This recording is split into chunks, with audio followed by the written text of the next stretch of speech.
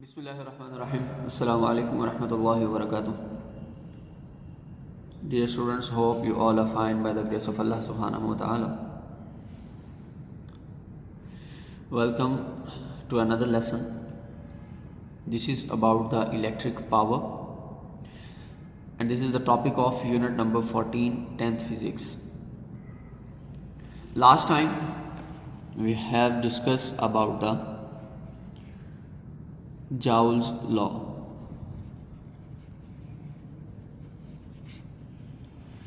And Joule's law is about the work done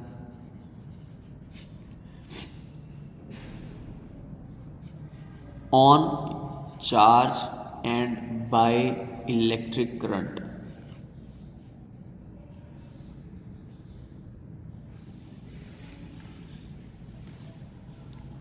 But now today we will discuss about the electric power. Students, एक point of view याद रखिएगा, work done जो है वो दो तरह से होता है, या हम किसी चीज़ पर वर्क कर रहे होंगे या किसी चीज़ से काम ले रहे होंगे। एक कॉमन एग्जांपल इसकी आपके साथ शेयर करता हूँ। जैसे फॉर एग्जांपल आपके पास एक फ़ैन है। स्टूडेंट्स, आप इस फ़ैन को पहले इलेक्ट्रिक करंट प्रोवाइड करते हैं, पोटेंशियल देते हैं ताकि ये सर्कुलर पाथ के अंदर रोटेट करना शुरू कर दे। अब आपकी तरफ से जो करंट दिया गया, इसका वर्क क्या था कि फ़ैन ने सर्कुलर मोशन स्टार्ट कर दी। लेकिन सर्कुलर मोशन आपको क्यों रिक्वायर्ड थी? ताकि आपको एयर मिल सके। तो अब फ़ैन की सर्कुलर मोशन ने भी एक वर्क किया और आपको प्रोवाइड क्या किया? एयर। तो ये डुअल वर्क है। यहाँ इस डिवाइस में रेजिस्टेंस प्रोड्यूस होती है, और रेजिस्टेंस आपके पास या तो हीट होगी या साउंड होगी या लाइट होगी, इस तरह की। और ये हमारी मोस्टली रेजिस्टेंस जो है वो हमें रिक्वायर्ड नहीं होती। लेकिन स्टूडेंट, सेकंड पॉइंट में देखा जाए अगर, तो हम ये भी देखना चाहते हैं कि हमारे पास दो डिफरेंट फैंस हैं, और एक फैन का जो काम है उसकी स्पीड के लिहाज से, उसकी एफिशिएंसी के पॉइंट ऑफ व्यू से अगर देखा जाए तो स्टूडेंट वो बहुत ही अच्छा काम करता है, और दूसरे फ़ैन को देखा जाए तो वो काम बिल्कुल स्लो कर रहा है। इसका मतलब ये है कि जो काम अच्छा कर रहा है वो हमारी एनर्जी को, पावर को अच्छी तरह से कंज्यूम कर रहा है, हमें आउटपुट अच्छी प्रोवाइड कर रहा है। लेकिन सेकेंड फ़ैन को अगर कंसिडर किया जाए तो स्टूडेंट्स इट्स मीन्स डैट कि वो फ़ैन हमारी पावर की डिसिपेशन को जो है वो कर रहा है, डिसिपेट कर रहा है। यहाँ पर पावर डिसिपेट हो रही है। इसी तरह हमारा जो किया जाने वाला वर्क था, उस वर्क की एनर्जी को वेस्ट कर रहा है। और हम हमेशा वर्क डन के लिहाज से देखते हैं। कैसे कंपैरिजन करते हैं? हम देखते हैं यार कि फॉर एग्जांपल 1 घंटे के अंदर इसने इतनी एनर्जी कंज्यूम की और इतनी हवा दी। उसी 1 घंटे का कंपैरिजन जब इस फैन पर करते हैं तो हमने करंट तो उतना ही प्रोवाइड किया था, लेकिन जो हमें आउटपुट मिली वो ना होने के बराबर थी। तो फिर हमारे पास इस तरह के कंसेप्ट जनरेट होते हैं। और ये याद रखिएगा कि जब भी आपके पास work with respect to time consider किया जाता है ना, then it is called power. और अगर ये वर्क इलेक्ट्रिसिटी का था तो पावर भी इलेक्ट्रिसिटी की होगी। अगर ये नॉर्मल वर्क डन है बाय फोर्स, बाय कांस्टेंट और वेरिएबल फोर्स, तो फिर ये पावर भी हमारी कांस्टेंट या वेरिएबल फोर्स की होगी, फिर इलेक्ट्रिक पावर नहीं होगी। तो यहाँ पर क्योंकि वर्क डन हम बात कर रहे हैं इलेक्ट्रिक करंट का, electric power, electric work done, इसीलिए ये आपस में रिलेट करते रहेंगे। Electrical energy, electrical work done, electrical power.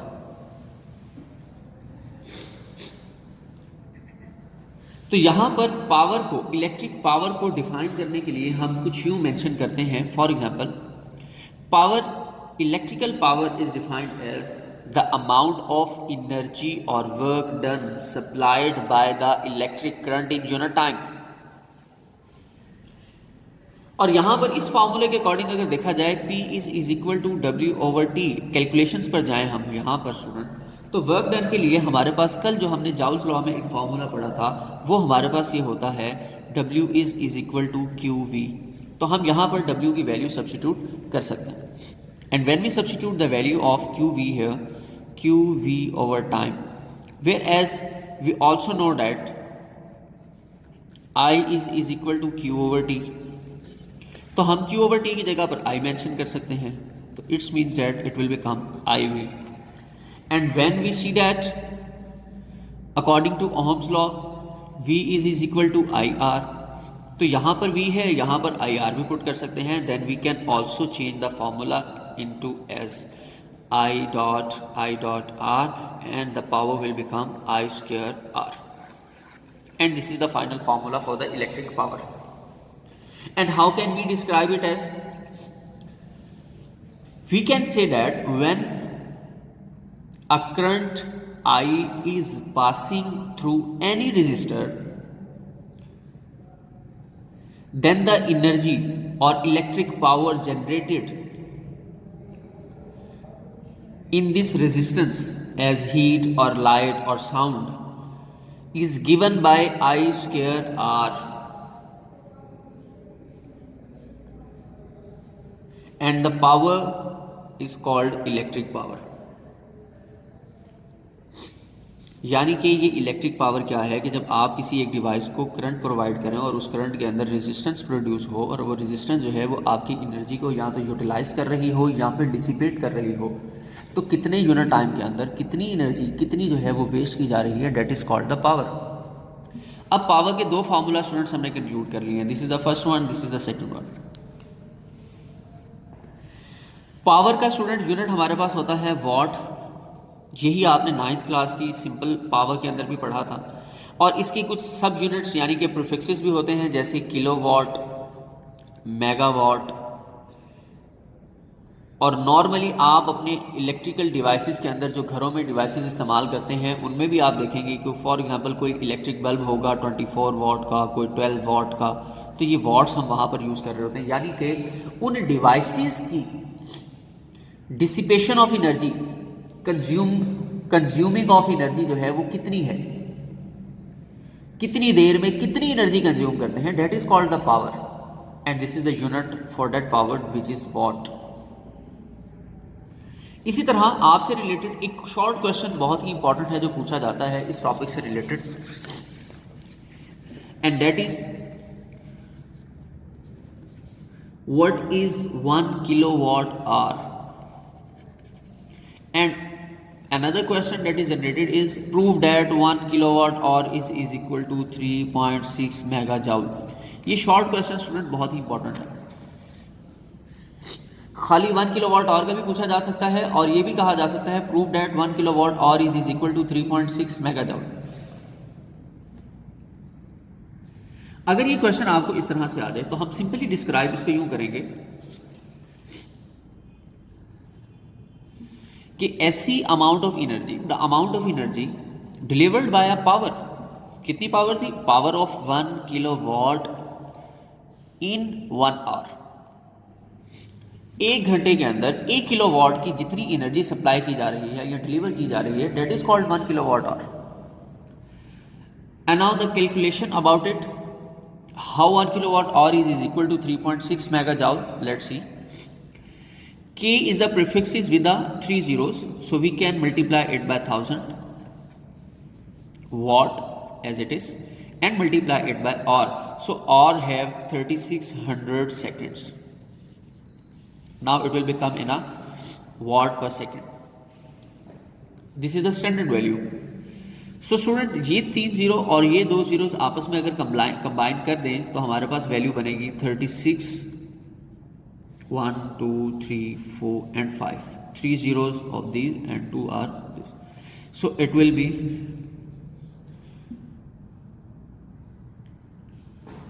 36 lakh watt. And now we can write it in a standard or scientific notation, and it can be written as 36 multiplied 10 raised to power 5 watt. 1, 2, 3, 4, 5. So 5.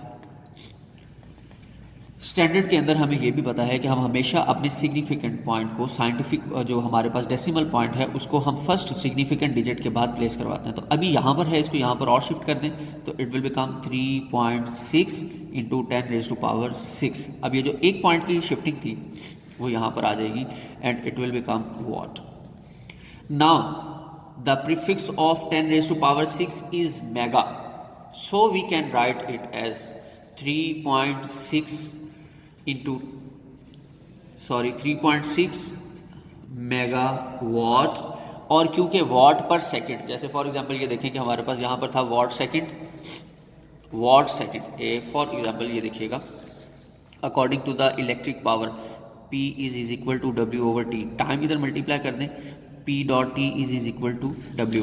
So P power का unit क्या था what, और time का unit क्या था second, और work का unit क्या था joule. So it's means that watt second is equal to joule. तो स्टूडेंट यहाँ पर आप ये याद रख लीजिएगा कि 3.6 मेगा वॉट पर सेकंड जो हमारा वॉट सेकंड हमारे पास चल रहा था, इस वॉट सेकंड को हम जाउल के इक्वल रख सकते हैं। So we can write 3.6 mega joule, and hence it is prove that 1 kilowatt hour is equal to 3.6 mega joule. तो ये भी पॉइंट याद रखें स्टूडेंट्स कि हमारे पास ये जो वॉट सेकंड है वो किसके इक्वल है, जाउल के इक्वल है। कैसे, according to the formula of electric power. हमने यहाँ से इस वॉट टाइम को उस तरफ शिफ्ट किया, तो इस पावर का यूनिट था वॉट, टाइम का था सेकंड, और वर्क का था joule. So it's means that watt second is equal to joule. So we can replace it. 10⁻⁶ की जगह पर हमने मेगा मेंशन कर दिया, और वॉट पर सेकंड की जगह पर हमने स्टूडेंट जाउल मेंशन कर दिया। तो ये आपका एक और शॉर्ट क्वेश्चन जो है वो भी कंप्लीट हुआ। इसी के साथ स्टूडेंट आज के टॉपिक में एक शॉर्ट क्वेश्चन और है, उसको भी आज ही हम साथ साथ डिस्कस कर लेते हैं, and that is about sir how can we find that the energy in kilowatt hour. हम अपनी कॉमन फार्मूले से एनर्जी जो है वो किलोवाट आवर में कैसे फाइंड आउट कर सकते हैं। इसके लिए एक छोटा सा फार्मूला स्टूडेंट याद रखिएगा, ये क्वेश्चन भी आपसे पूछा जा सकता है। This is another short question, how can we find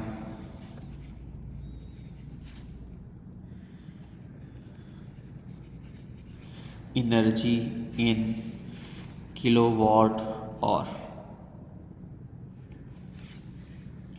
तो स्टूडेंट इसके लिए एक फॉर्मूला मैं आपको बुक के अंदर जो मेंशन है वो बता देता हूँ। 1 किलोवाट आवर या एनर्जी इन किलोवाट आवर का फॉर्मूला स्टूडेंट ये है, वॉट मीन्स पावर,